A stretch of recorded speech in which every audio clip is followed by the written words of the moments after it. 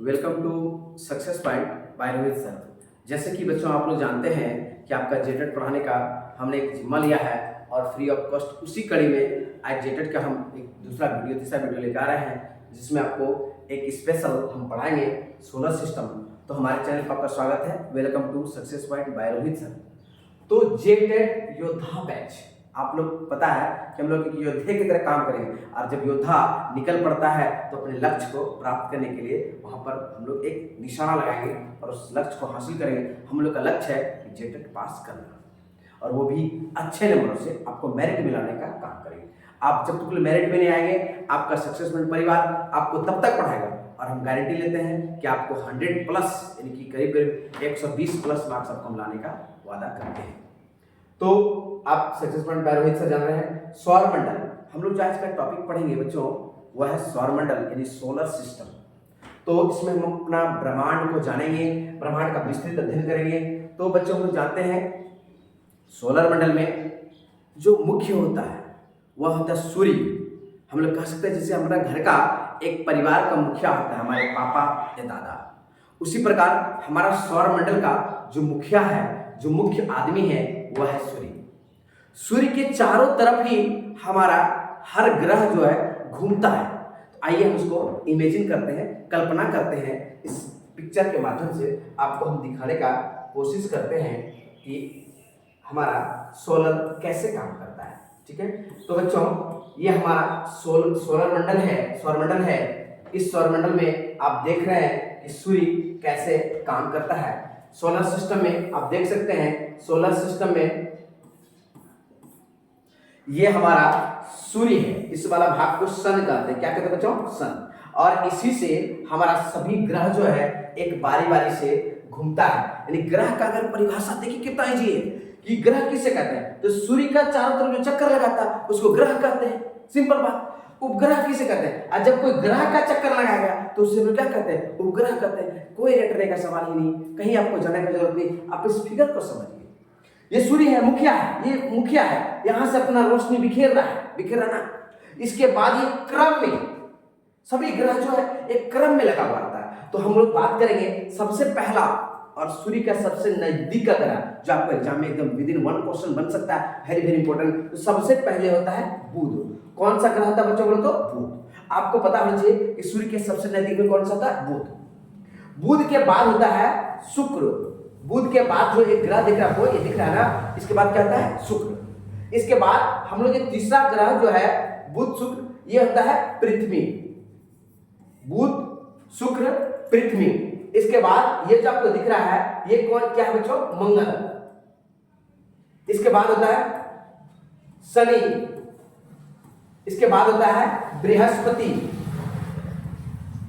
बृहस्पति। इसके बाद और दो ग्रह होता है, एक है अरुण और दूसरा है बच्चों वरुण।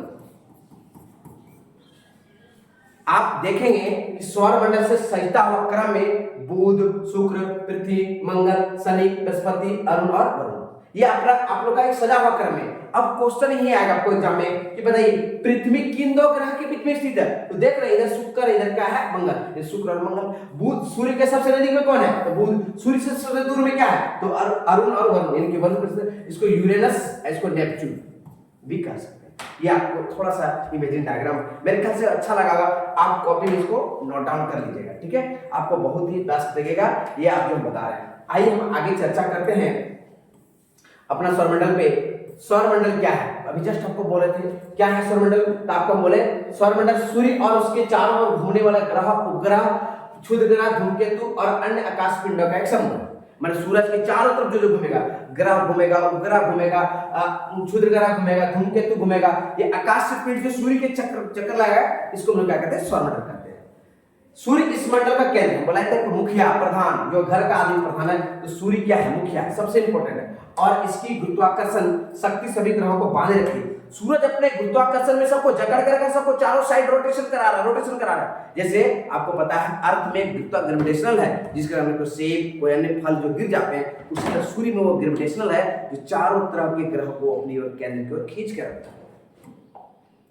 आगे हम लोग बात करते हैं सौरमंडल के प्रमुख घटक। हम लोग सौरमंडल में क्या क्या देखेंगे, क्या क्या पढ़ना है, तो हम लोग को इसमें पढ़ना है बच्चों सन यानी सूर्य को पढ़ना है तो हम बताएं सूर्य सबसे मुखिया होता है। ग्रह, हम ग्रह को जाने कि जो सूर्य के चारों ओर चक्कर लगाता है उसको हम लोग क्या कहते हैं, ग्रह कहते हैं। उपग्रह, उपग्रह क्या होता है, जो ग्रह का चक्कर लगाएगा, जो ग्रह का चक्कर लगाएगा उसको उपग्रह। हम लोग चक्कर बहुत तरह समझते हो ना, कहीं और चक्कर का बात समझिएगा नहीं, आप लोग क्लास का चक्कर की बात समझिएगा। बहुत सारा चक्कर लगाने का आता है, किसी कोई इधर उधर चक्कर लगाता है, कोई इसके उसके घर के पास, लेकिन वो सब चक्कर की बात छोड़िए, आइए हम लोग ग्रह उपग्रह का चक्कर की बात करते हैं, ठीक है। लेकिन समय है, बोलना पड़ता है बच्चों, लेकिन आपको अपना ग्रह उपग्रह का चक्कर लगाना कहीं और नहीं लगाना। जीवन में थोड़ा सा अच्छा कीजिए ताकि आपका लाइफ एक अच्छे गोल के पास हो जाए। सौर मंडल के प्रमुख घटक में जैसे कि बच्चों आपको हम बता रहे हैं, सूर्य के विषय में बताएं कि क्या होता है, प्रमुख होता है, मुखिया। ग्रह जो सूर्य के चारों चक्कर लगाते हैं क्या कहते हैं, ग्रह। उपग्रह की बात करेंगे तो जो ग्रह का चक्कर लगाता है उसे हम लोग कहते हैं उपग्रह। क्षुद्र ग्रह, धूमकेतु और उल्का, धूलकण, ये सभी सौरमंडल के हिस्सा है। ये जो हम लोग पढ़ रहे हैं, ये जो है धूमकेतु, क्षुद्र ग्रह जो ग्रह का श्रेणी नहीं मिल पाया, जिसे हम लोग जानते हैं प्लूटो, पहले ग्रह था, अब ग्रह का श्रेणी में रहा, क्षुद्र ग्रह कहलाएगा। धूमकेतु कुछ ऐसा जो है उल्का पिंड यानी कि आकाश पिंड है, ये सभी आकाश पिंड है, सभी के क्या है, ग्रह को दर्जा नहीं दे सकते। आइए हम लोग आगे बढ़ते हैं। मेन जो है हमारा सूर्य, आपको हम लोग देख रहे हैं, देख सकते हैं फोटो में कि सूर्य क्या है। आप इस फोटो में कल्पना कर सकते हैं, ये आपका सन है, सूर्य है ना। कर रहा है कि सूर्य एक विशाल गैस का गोला है। आप जानते हैं सूर्य जो सबसे बड़ा विशाल गैस का गोला है, इसमें दो गैस है, एक हाइड्रोजन और दूसरा हीलियम। दो गैस बच्चों याद रखिएगा, हाइड्रोजन और हीलियम गैस का मुख्य रूप से पाई जाती है। सौर मंडल का ऊर्जा का प्रकाश का मुख्य स्रोत है। सौर मंडल को जो ऊर्जा, इस ब्रह्मांड को जो ऊर्जा मिलता है तो वो किसके द्वारा मिलता है, सूर्य के द्वारा मिलता है।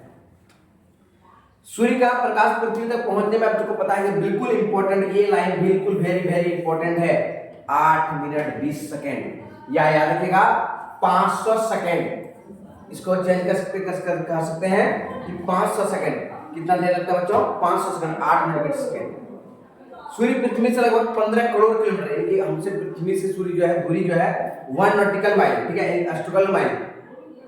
और आगे हम बात करते हैं, सूर्य अपने अक्ष पर एक चक्कर लगभग 25 से 35 दिनों में पूरा करते हैं। कितने दिनों में, 25 से 35 दिनों में पूरा करते हैं, ठीक है। आगे हम लोग बात करते हैं, सूर्य मौजूद प्रमुख गैस जो है वो हम क्या बोले, हाइड्रोजन और हीलियम है। हाइड्रोजन का प्रतिशत कितना बच्चों, 74। हाइड्रोजन का प्रतिशत कितना बच्चों, 74। अभी जैसे आपको बताते हैं कि 74% यानी कि 74% हाइड्रोजन और 24% हीलियम और 2 से 3% अन्य होता है। ये बहुत इंपॉर्टेंट है, ये स्लाइड, ये आप बहुत इंपॉर्टेंट मानिएगा। आगे हम अगर बात करते हैं ग्रह, देखिए आइए हम लोग ये जो ये पेज है, ये मेरे ख्याल से बहुत VVI पेज है, बहुत VVI फॉर योर जेटेड एग्जाम, वेरी वेरी इंपॉर्टेंट। यहाँ से एक क्वेश्चन 100% गारंटी के साथ है, उसका प्लीज सुनिए, ठीक है, ठीक है।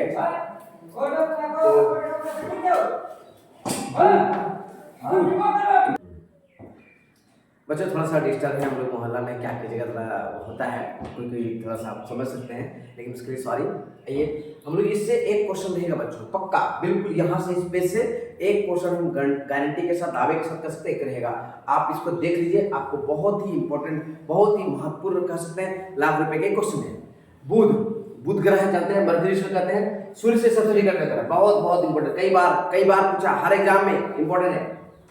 सबसे छोटा ग्रह बुध, सबसे नजदीक और सबसे छोटा, दोनों बात आप याद रखना कि क्वेश्चन पूछेगा सौरमंडल का सबसे छोटा ग्रह कौन है, तो बुध। सूर्य का सबसे नजदीक ग्रह कौन है, तो आपका, ये इंपॉर्टेंट, आपको दोनों लाइन इंपॉर्टेंट है।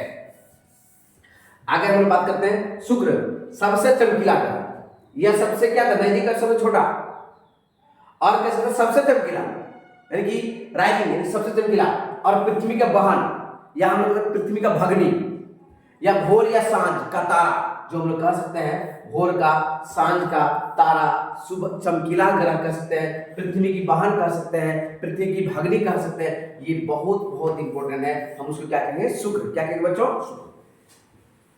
पृथ्वी जानते हैं अर्थ, जिस पर हमारा जीवन संभव है, कोई भी ऐसा ग्रह नहीं है जिस पर जीवन संभव है, तो हमारा एक ही ग्रह है जिस पर जीवन संभव है, वह है पृथ्वी।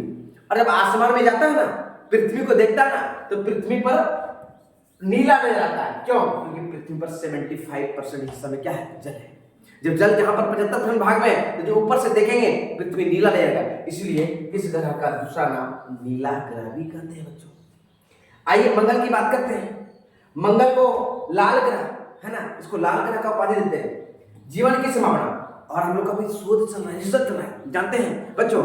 आप दिन ब दिन कल्पना करते हैं कि आपको चांद पे है, चांद पे जाना है, हम चांद को उस पार ले जाएंगे। नहीं बेटा, आपको वहां नहीं जाना है बच्चों, आपको मंगल ग्रह पे लाइफ खोना है। हमारा एक हीरो था सुशांत सिंह राजपूत, उन्होंने मंगल ग्रह पर जो है जमीन शायद पहली बार खरीदा था। तो मंगल ग्रह पर जीवन की संभावना भी देखी जा रहा है, बहुत इंपोर्टेंट ये क्वेश्चन है। पृथ्वी के बाद अगर किसी ग्रह पर जीवन की संभावना है तो वो कौन सा ग्रह है? मंगल, याद रखिएगा। बृहस्पति, आपको पता है बुध सबसे छोटा, बृहस्पति सबसे बड़ा। देखिए इसमें नाम लिखने का ट्रिक क्या, देखिए बुध छोटा अक्षर है और बृहस्पति सबसे बड़ा अक्षर है। तो सबसे बड़ा ग्रह की बात करेंगे तो बृहस्पति सबसे बड़ा ग्रह है, गैसों से बना हुआ, ये कई सारे गैसों का मिश्रण से बना हुआ है, सबसे इंपॉर्टेंट बात। शनि, सेंटर की बात करें, वलय और सुंदर ग्रह। वलय मतलब छल्ला, रिंग है ना, ये वलय। क्वेश्चन आएगा कि वलय युक्त ग्रह, छल्ला युक्त ग्रह, सबसे सुंदर ग्रह की बात करें तो क्या होगा बच्चों? शनि। अरुण की बात करते हैं, इसको यूरेनस कहते हैं इंग्लिश में। ये अरुण याद नहीं करेंगे, यूरेनस भी याद रखिएगा, हिंदी में लिखा आता है यूरेनस, ऐसे यूरेनस ऐसे भी लिखा आता है बच्चों। तो यूरेनस ग्रह को नीले रंग का और बर्फीले ग्रह, इसको नीला ग्रह भी और बर्फीला ग्रह, यह पृथ्वी से थोड़ा दूर, इसको लेटा हुआ ग्रह कहते हैं, लेटा हुआ और सोया हुआ। आगे अगर हम लोग बात करते हैं वरुण, वरुण की अगर हम लोग बात करते हैं वरुण ग्रह की, वरुण ग्रह सबसे दूर, आपको पता है ना कि सौरमंडल में सबसे नजदीक कौन है? बुध है, और सबसे दूर में जाकर कौन है? तो आपको वरुण है। इसकी यूरेनस, इसको नेपच्यून क्या कहते हैं बच्चों? नेपच्यून। आगे ये हम लोग समझ गए, ध्यान रखिए, आपको बहुत ही जल्द और बहुत ही शानदार मिलेगा वीडियो। और जेटेट का हर सिलेबस को हम लोग पढ़ाएंगे, उसी पर लगे हुए हमारी टीम काम कर रही है और आपको पूरा अप टू डेट देंगे। इसी से आपका क्वेश्चन आएगा, आपको किसी और चैनल पे जाने की जरूरत नहीं है। उपग्रह, आइए हम थोड़ा सा बात को चर्चा करते हैं। उपग्रह, उपग्रह जो ग्रह का चक्कर लगाता है, थोड़ा देर पहले बोले कि जो सूर्य का चक्कर लगा रहा है, सूर्य का, सन का चक्कर लगा रहा है, उसको बोले क्या बोले? ग्रह। इसको क्या बोले बच्चों? ग्रह। जो सूर्य का चक्कर लगा रहा है उसको क्या कहते हैं? ग्रह।